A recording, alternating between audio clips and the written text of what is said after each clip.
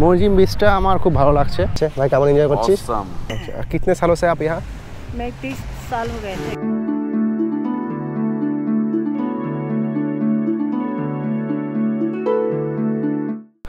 Good morning, আজ day 4। তো এখন সোজা বিচ, তারপরে এসে ব্রেকফাস্ট করব কালকের মতোই। যদিও আজ বিচে বেশিক্ষণ কাটানোর ইচ্ছে নেই, কারণ আজকে সারাদিনটা খুবই ব্যস্ত থাকবে, বিভিন্ন জায়গায় যেতে হবে। তো যাই, এই জন্য সকাল সকাল বিচটা ঘুরে আসি, তারপরে এসে পরে আবার দেখি স্কেডিউল অনুযায়ী কী কী করা যেতে পারে।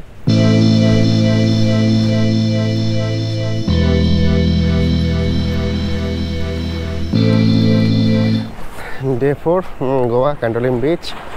আজকে জলের লেভেলটা একটু অনেকটা উঁচুতে চলে এসেছে দেখছি, হয়তো জোয়ার চলছে প্রবাবলি।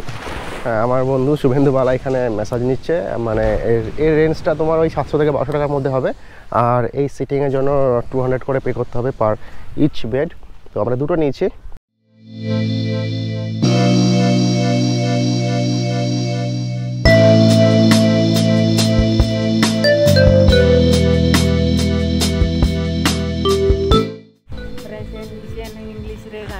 हाँ, मेरा 3000-4000 का धंधा होता है पर डे। हाँ। तो बहुत बढ़िया है। एक मसाज का मेरा 1500-1200 रुपया लेता है। कितने सालों से आप यहाँ? मैं 30 साल हो गए थे। 30 साल। 30 years। তো এই শুনলাম ছোট্ট একটা কাহিনী আমাদের এই ম্যাসাজ কাকুটার। তার বাড়ি বললো কর্ণাটকে, আর এখানে প্রায় 30 বছর ধরে ম্যাসাজ করছে।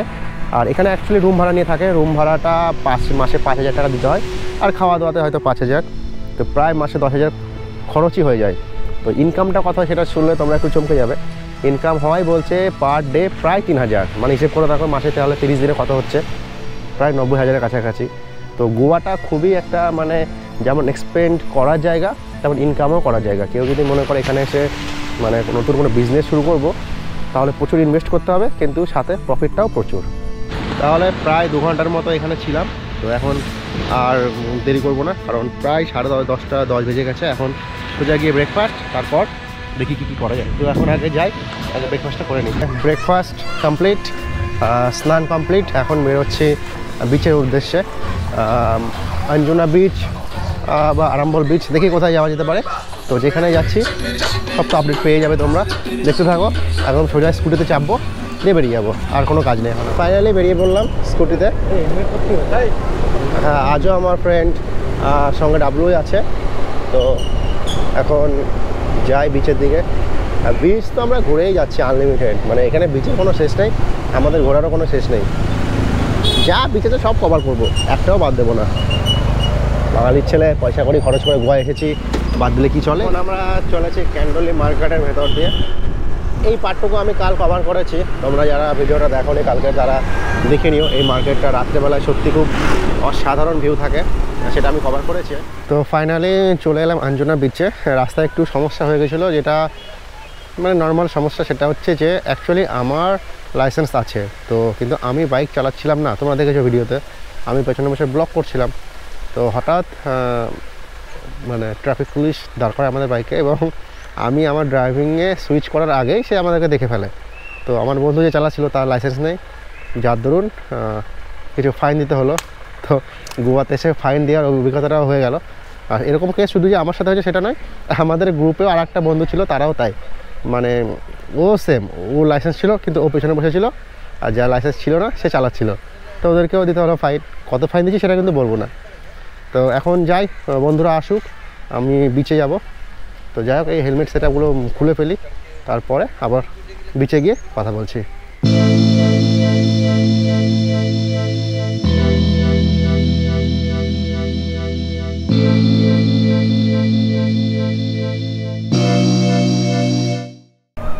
এটা হচ্ছে তোমার অঞ্জনা বিচের সমুদ্র। আমি আর আমার এই ফ্রেন্ড ডাবলু রয়েছি।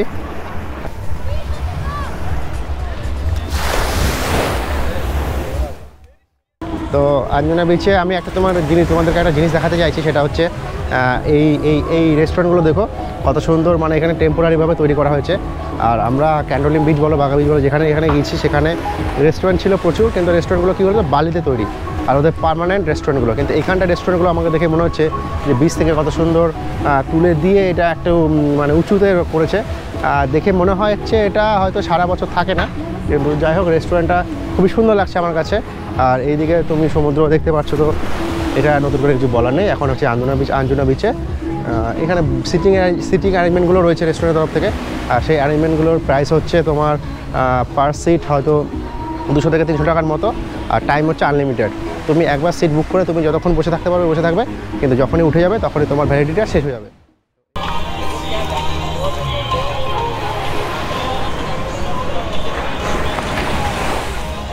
তো এই ছিল মোটামুটি আঞ্জুনা বিচ, আমাদের এক্সপ্লোর করা হয়ে গেল। এখন যাব অন্য আর একটা বিচে, দেখি কোথায় যাব সেটা এখনও ফ্রেন্ডসটা না হলে, সব ফ্রেন্ডস এক জায়গায় না হলে আমরা ডিসাইড করতে পারছি না। তো আমাদের পার্কিংয়ে ফিরে এলাম, এরপরে যাবো হচ্ছে মরজিম বিচ সম্ভবত, সেটা ডিসিশন নিলাম সবাই মিলে একসাথে। তো ফ্রেন্ডস মরজিম বিচ যাওয়ার পথে এইখানটা একটু দাঁড়ালাম, লোকেশনটা অপূর্ব। আর মানে লোকেশনের সাথে সাথে এখানে একটা ডাব এবং পাইনাপেলের একটা সেন্টার দেখলাম।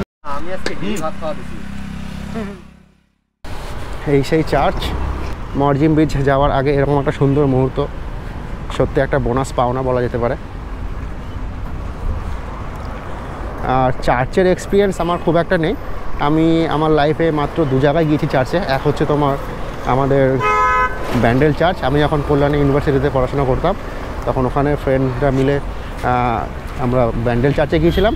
আর তারপরে আমি একবার নর্থ ইন্ডিয়া ট্যুরে গিয়েছিলাম, তো সেখানে কাসৌলি বলে একটা জায়গা আছে, ফেমাস জায়গা খুবই। তো সেই কাসৌলিতে একটা চার্চ ছিল, সেই কাসৌলিতে আমি আমার লাইফের সেকেন্ড টাইম চার্চে গিয়েছিলাম। আর এর মধ্যে এখন যেতে পারছি না, বন্ধ আছে।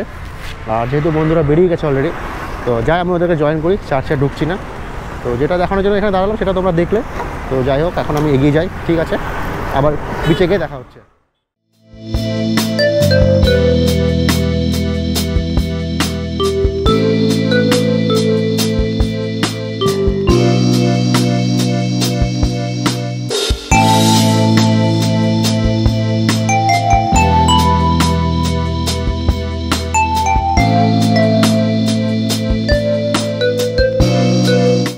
তো মরজিম বিচে জাস্ট এন্টার করলাম, দেখতেই পারছো বিচটা খুবই চওড়া, এটা আমার খুব ভালো লাগছে। আমাদের যে ক্যানোলিন বিচ গিয়েছিলাম সেখানে এতটা স্পেস ছিল না, আর বাগা বিচ তো কী বলবো, ওখানে তো খুবই ক্রাউড, যার জন্য আমার অতটা পার্সোনালি অতটা ভালো লাগেনি। এখানটায় আমি এসেছি আর বিকালবেলা এসেছি, তো একটা অন্যরকম অনুভূতি লাগছে। তো বন্ধুরা ছোট্ট একটা ইনফরমেশান দিই তোমাদেরকে, আমি যে লাস্ট বিচটায় গিয়েছিলাম যেটা তোমার সেই বাগা বিচ ছিল, তো ওই বিচটার মধ্যে এই বিচটা একটা হিউজ ডিফারেন্স রয়েছে। এখানে বালিটা না মানে জলটা অনেকটা নেমে গেছে, কিন্তু তবুও বালিটা কেমন ভিজে রয়েছে, মানে অতটা শুকায়নি। আর ওখানে বালিটা ছিল লাল বালি, এখানে বালিটা কালো বালি। আর এইখানটায় এই বালিটা আমি একটা জিনিস লক্ষ্য করছি, সেটা হচ্ছে অনেক সামুদ্রিক জীব দেখতে পাচ্ছি। ফর দ্য ফার্স্ট টাইম আমি গোয়াতে সেটা দেখলাম, কারণ আমি আমাদের ক্যান্ডোলিম বিচ বলো, বাগা বিচ বলো বা আরম্বল বিচ বলো, কোনো বিচে আমি সেটা লক্ষ্য করিনি। এবার খুব একটু বেশ সমুদ্র ফিল হচ্ছে, অনেক কড়ি দেখতে পাচ্ছি। আর আগের বিচটায় আমি কিন্তু রঙিন পাথর দেখেছিলাম ঠিকই, কিন্তু কড়ি বলো বা শঙ্খ বলো বা এই যে কালো বালি, এগুলো কিন্তু তখন ওটা আমি আর দেখিনি। তো এইটা নতুন একটা বৈশিষ্ট্য আমাদের এই মরজিম বিচটার জন্য। আর এখানকার যে ক্রাউডটা সেটা বেশিরভাগই ধরো ফরেন ক্রাউড, মানে আমি অনেক ফরেনার দেখতে পাচ্ছি, লোকাল লোকও আছে কিন্তু ফরেনারটাই বেশি। আর ওরা এখন সমুদ্রে স্নান করছে, যেটা খুবই একটু ভালো লাগছে দেখতে। বেশ ওয়েদারটা দারুণ, আর হাওয়াটা খুব সুন্দর মিষ্টি হচ্ছে।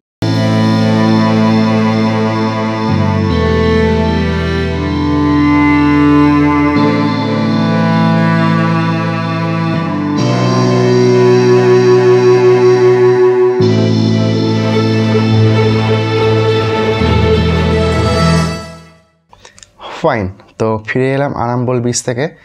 আর আরাম্বল বিচ থেকে আর সরাসরি হোটেলে ফিরিনি। কেন ফিরিনি, একটা ছোট্ট স্টোরি আছে, সেটা শেয়ার করছি। ব্যাপারটা হচ্ছে যে আমরা তো স্কুটি রেন্ট নিয়েছি 3 দিনের জন্য। এবার কাল তার লাস্ট ডে, মানে কাল লাস্ট ডে না, কাল মানে 11টার সময় তাকে ফিরিয়ে দিতে হবে।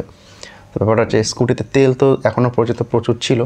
তো যখন ফিরছি আরাম্বল বিচ থেকে, তো আরাম্বল বিচ থেকে আমাদের এই হুইসপারিং পাম বিচ রিসর্টটা মোটামুটি 27 কিলোমিটারের মতো। তো এখন আমরা কি করছি, ফেরার সময় যেহেতু স্কুটির তেল অনেক আছে আর স্কুটিটা ফেরত দিতে হবে কাল, তো আমরা সব থেকে লং রুটটা নিয়েছি, যেটা প্রায় ম্যাক্সিমাম ওই 40 কিলোমিটারের মতো। তো আমি আর আমার ওই ফ্রেন্ড ওই লং রুটটা নিয়ে ঘুরে ঘুরে ঘুরে ঘুরে হোটেলে এলাম। তো হোটেলে পৌঁছে গেছি, এখন টাইম হচ্ছে ডিনার করার। তো যাই সরাসরি ডিনারটা করে আসি। আর হ্যাঁ বলছি, আজ তো খুব টায়ার্ড, তো ব্লগটা আর এক্সটেন্ড করছি না, যদিও ব্লগটা আশা করছি অনেক বড়ই হয়ে গেছে। তো আর এক্সটেন্ড করছি না, একদম সোজা ডিনার করতে যাব। ডিনার করে এসে আর নতুন করে আর ব্লগটা এন্ডিংয়ের জন্য আলাদা করে শ্যুট করছি না, আমি এখানে আমার ব্লগটা এই ক্লিপের মধ্যে আমি ব্লগটা এন্ড করে দিচ্ছি। তো এই ছিল ডে 4-এর ফুল জার্নি। কাল ডে 5 শুরু হবে, তো দেখি কাল নতুন কি প্ল্যান করি। তো আপাতত আমার ডে 4-এর ব্লগটা এখানে শেষ করছি। শুভরাত্রি, ভালো থাকবেন, সুস্থ থাকবেন।